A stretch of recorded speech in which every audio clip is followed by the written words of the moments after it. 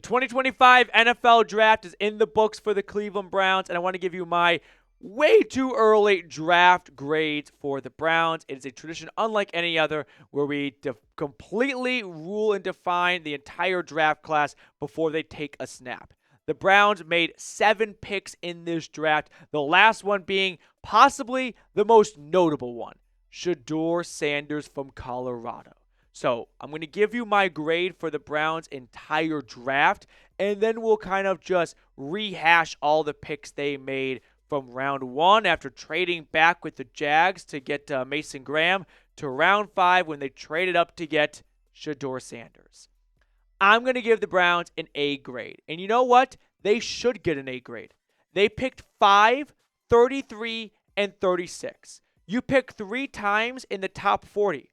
There's only 32 teams in the NFL, and you picked 3 times within the first 36 picks. No one had more ammunition to work with than the Browns. And I felt like with those 3 picks, they got 3 quality long-term starters. Then you sprinkle in just even the potential upside of Shedeur Sanders for round 5. Yeah, it's hard not to be excited about that potential right there.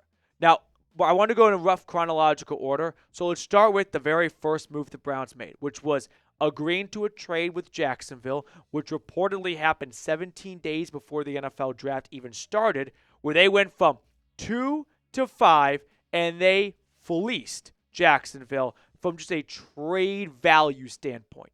They got, after swapping some day 3 picks with the Jags, their second and a future first. That is a massive overpay by all the trade value charts to go from 5 to 2. I thought if you went from 5 to 2, you would just get pick 36. Did not think a future first would be possible. So on one hand, it's a bit, bittersweet moving back and getting all those picks but not getting Travis Hunter. On the other hand, you get all those picks and you get a very good player in Mason Graham, who is going to be a menace, a force, a problem for a long, long time on the interior of that defensive line. He is not some pass rush demon, though. 3.5 sacks last year for the Wolverines, 34 pressures. But he is the unsung hero. And he is the unsung hero that does get a song. If that's even a thing, like he's that good of an unsung hero, he is going to pop up on people's radars. I'm not going to lie. Initially, I was a little upset that they didn't go with Ashton Genty, which I thought would have been just a little bit more of a fun pick. And when round 1's there, the Browns are making their first pick since Greg Newsome in round 1, you kind of want to splash, right? Instead, they go defensive tackle with their first pick in back-to-back drafts. But sleeping on it, I've definitely warmed up to the pick a whole lot more because Mason Graham is going to dominate the interior of that defensive line. He's going to make it impossible for teams to just willy-nilly double-team Myles Garrett because then you don't have anyone double-teaming Mason Graham. He's got incredible leverage. He's got good burst. He may not have elite, generational length and size for a defensive tackle. So maybe in other drafts, he doesn't go 5, he goes 10.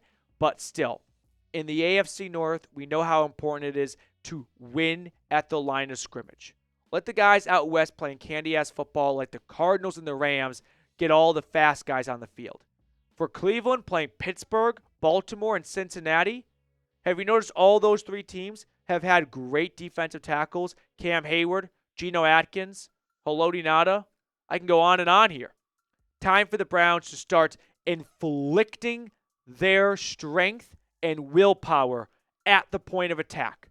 I think the goal for Cleveland is by 2026 or by the end of 2025, you've got Myles Garrett, Mason Graham, Mike Hall, and Isaiah McGuire or Alex Wright running point up front for that defensive line, and you've got a good foundation to dominate at the point of attack.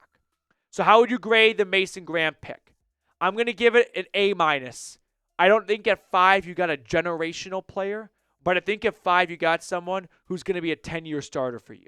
So if you wanted just to get the near surefire thing and not maybe the gamble like Travis Hunter, who I would say is probably a bigger gamble than Graham, knowing that no one's ever done what he wants to do, and I'm not sure if logistically it's possible to be done. So sure, you play a little bit safe with Graham. It's not going to be someone that gets a bunch of jersey sales, butts in seats, who gets touchdowns and interceptions in the same game, but he's going to make sure that on 3rd and 3 that defense gets off the field. So after that, the Browns then, with the first pick in round 2, went with a little bit of an off-guard pick, and that was UCLA linebacker Carson Schwesinger. I eventually spit it out. Carson Schwesinger. I promise that's it. So I want to talk about Schwesinger and Quinshon Judkins coming to Cleveland in round 2. But first things first, I do have to give a quick shout out to our sponsor today, which is House of Atlas. It's a brand new razor company that just hit the market. They gave me one of their razors to try out, and it's honestly the nicest looking razor I've ever owned. But more importantly, it shaves my face great thanks to 5 high-quality blades. First of all, the Atlas razor looks sick. It has a sleek design. It's easy to hold and maneuver with a nice weight to it as well. It's one of the best-looking razors I've ever seen. And now for a limited time, they are offering 15% off your first purchase. They are now offering 15% off your first order when you purchase any razor kit and the before and after set, which includes the Precision Shave Cream and Calming Aftershave. Use code CHAT at houseofatlas.com. That's HOUSEOFATLAS.com with promo code CHAT for 15% off your new razor kit and before and after set. Stop wasting money and time on shaving products that don't look good, aren't effective, and cost way too much. Visit houseofatlas.com today. Trust me, you'll love it as much as I did. So then, with pick 33, it's Carson Schwesinger, I promise. 6'2", 242 pounds. His story is really cool. No star recruit coming out. Makes his way onto the UCLA roster. Ends up being a one-year starter for them in 2024, and he just leads the Big Ten in tackles, and he shows that he may not stand out in one specific area, but he definitely does not hold you back in any one specific area. This, I think, is a pick of we need to find a linebacker and stop rotating through all these veterans, and we don't know if JOK is ever going to put the pads on again. So at 33, let's go get the best linebacker available. Let's go get a tackling machine who rarely misses tackles, who shows, good athleticism. I don't think he's going to be passed off as one of the best athletes we've seen in the draft for a linebacker, but you are getting a no-nonsense, just stable and important piece that can hopefully be the green dot for this defense, because that's just been a revolving door, right? You had a little bit of success with Anthony Walker. He can't quite stay healthy. JOK dealing with multiple injuries right now, or just in his career, but a neck injury at the moment. Jordan Hicks, he's got 1 year left on his deal. Devin Bush, I thought played well filling in for the last third of the season, but I think Schwesinger is maybe not a pick where they need him for 2025, but they're going to love him from 2026 to 2033. And that's really far from now, but I like the mentality for Cleveland there. Next up, it is Quinshon Judkins. I think this pick and the Dillon Sampson pick is Kevin Stefanski's attempt to get back to what he had 3 or 4 years ago with Nick Chubb and Kareem Hunt. Judkins is more of the thunder in a thunder-lightning combo. 220 pounds, he's physical. He's going to run people over, but he's got good burst. He's got good speed in the open field as well. He's got a lot of tread on his tires. He played a lot of football between Ole Miss before splitting carries with Ohio State, but I feel like this is a good sleeper pick. People are going to overlook him because his production last year wasn't as good as some other backs like Caleb Johnson or Omarion Hampton. Meanwhile, I feel like Cleveland just got a running back who can have that big of a workload. He wanted to go to Ohio State to win a national championship, and he accomplished that mission. Meanwhile, at the beginning stages of round 3, the Browns took maybe my favorite pick of the draft with Harold Fannin from Bowling Green. It's not a typo. He had 1,555 yards as a tight end in the MAC Conference, Mid-Atlantic Conference. That's unbelievable. Mid-American Conference, sorry. 10 touchdowns, 117 receptions. Here's the short and sweet version of what you get out of Fannin. Yards after catch, yards after contact, monster. He runs people over for a living. He may not be your traditional tight end. He may not be one of the best run-blocking guys in line. He may not have the Kyle Pitts unicorn-type athleticism. I'll tell you what he has. He's got this nastiness to his game that makes him impossible to take down on the first try. I love this pick. I'm just more mad at myself for not being in on it earlier. But the more I watch, the more I read, the more excited I get for Fannin working with Njoku. Then things went downhill. This is just a bad pick. Dillon Gabriel, round 3, 94. If Gabriel stinks, it's not going to derail the draft, right? Your draft should not be defined by what you do in round 3 at 94.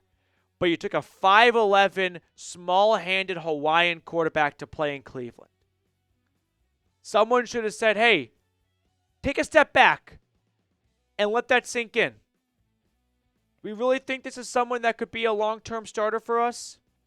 It's okay if you like him and you want to take a shot on him.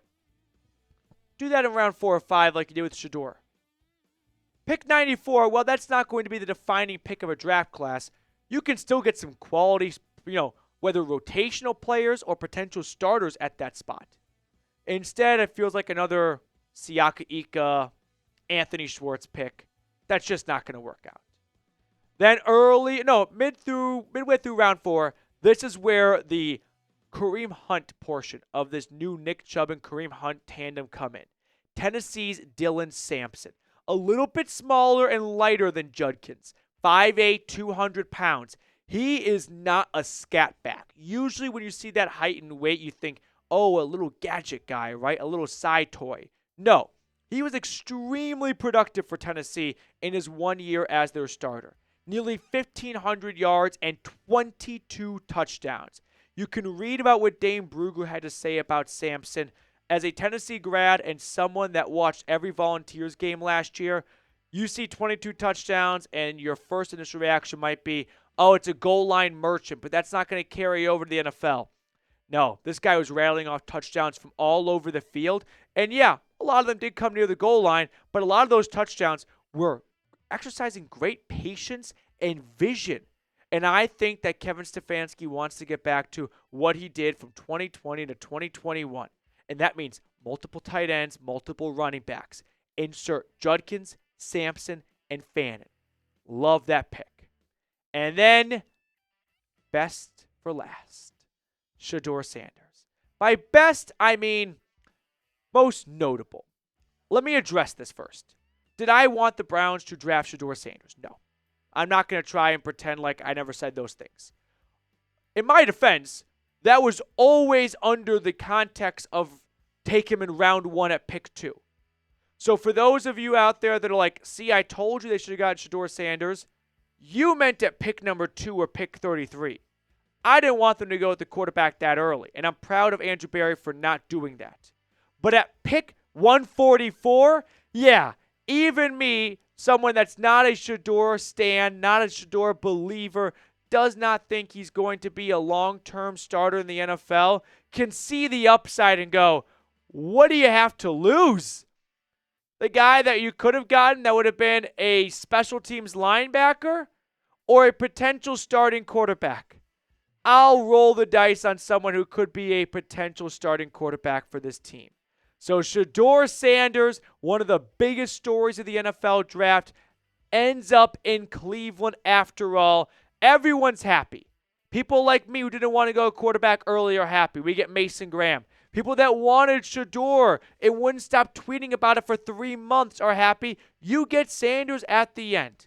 And now we have Shedeur, Dillon Gabriel, Joe Flacco, and Kenny Pickett all battling for week 1 starting quarterback job. I think Flacco's going to win that job. I don't think Flacco's going to be the week 1 starter all the way to the week 18 starter. I think the Browns, by the way, quietly like Kenny Pickett more than you and I probably do. So I wouldn't even cross him off as a potential week 1 starter. But I think Sanders and Gabriel are going to be two guys that sit on the bench a little bit early in their career and just, I won't even say develop, because both of them played a lot of football in college. I mean, Dillon Gabriel is a 6-year college vet, right? I think he played 3 years at UCF. Yeah, 2 years at Oklahoma, 1 year at Oregon.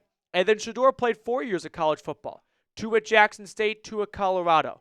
But I think that Shedeur is viewed as maybe, at least from a fan's perspective, more likely to start before Gabriel. But clearly the Browns valued Gabriel more than Shedeur. But once more, I give the Browns an A. I think you got starters with picks 1, 2, and 3. Mason Graham, Carson Schwesinger, Quinshon Judkins. You pick up a great tandem with Dillon Sampson. Harold Fannin, if David Njoku does not come back after his contract year is over with, could be your new big threat tight end. And you got Shedeur Sanders at round 5. It's all, the risk is so low. You're not gambling anything here. And if it pays off, great. I would love to be wrong about my pre-draft evaluation. I'd rather be wrong and have the Browns be successful than be right and say, see, I told you so, as everyone leaves the Browns stadium and they lost because Shedeur Sanders threw a pick. I went the first option. Now, before we sign off, if you have not yet, please scroll on down and subscribe to the channel.